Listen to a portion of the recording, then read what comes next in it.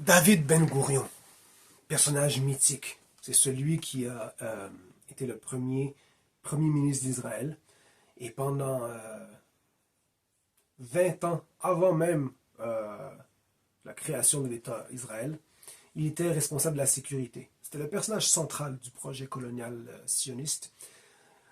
Un des personnages vraiment les plus importants de leur histoire. Il y a Théodore Herzl, qui a fondé le sionisme et l'État d'Israël au niveau théorique, projet politique, l'organisation avant même la création d'Israël en 1948. Théodore Herzl, dont la photo était accrochée à la Knesset, qui est le parlement israélien, qui est derrière le bureau, sur le mur principal, derrière le président de l'Assemblée. Et David Ben-Gourion, celui qui a mis en place et qui a mis sur pied Israël, le fondateur, vraiment, on peut dire. En tout cas, bref, un des personnages les plus importants et centraux, qui était vraiment dans tout ce qui était important lors de la création de l'État. La Nakba, il était au cœur de la Nakba. Plan Dalet, c'est lui qui a coordonné, qui l'a demandé. Coordination avec les Britanniques lors de la lorsque le soulèvement palestinien a été refoulé et massacré et refoulé dans le sang en 36, pardon. David Ben-Gourion est un personnage incontournable. L'aéroport principal de Tel Aviv, le plus gros aéroport en Israël, s'appelle l'aéroport international David Ben-Gourion. Bref, cet homme a dit la chose suivante, et je vais le traduire en français simultanément.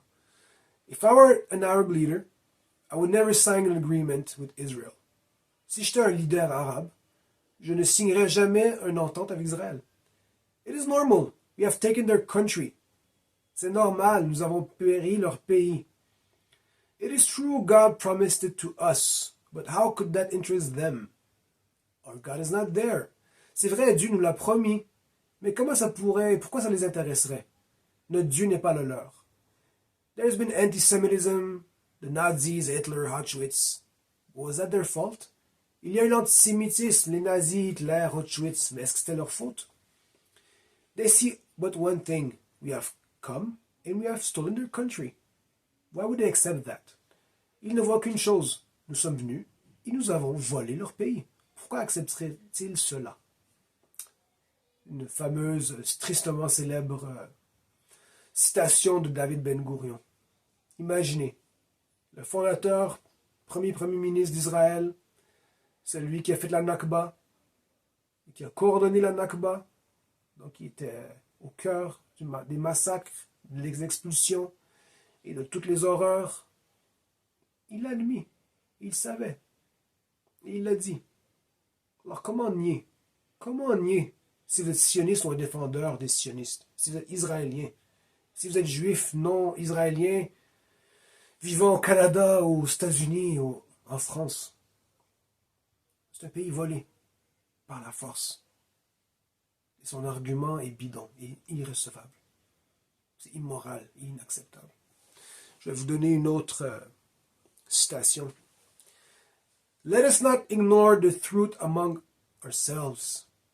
N'ignorons pas la vérité entre nous-mêmes.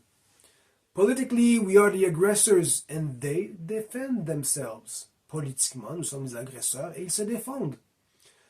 The country is theirs because they inhabit it. Le pays est le leur parce qu'ils l'habitent. Whereas, we want to come here and settle down. Tandis que nous venons ici et nous voulons nous installer. In their view, we want to take away from them their country. Et dans leur vision des choses, nous voulons prendre leur pays.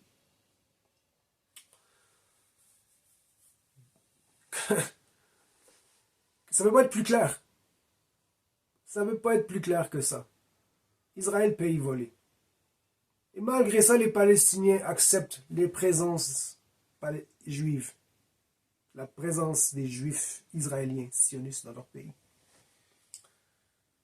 Que ce soit par pragmatisme ou par juste générosité d'âme, malgré tout le mal qu'on leur a fait et qu'on leur a volé leur passé, leur présent, et qu'on veut leur voler leur futur et les effacer de l'univers, ils acceptent quand même 2 États. Imaginez. Malgré des déclarations comme celle-là. Brave peuple palestinien. Vraiment, tous ceux qui soutiennent Israël, honte à vous.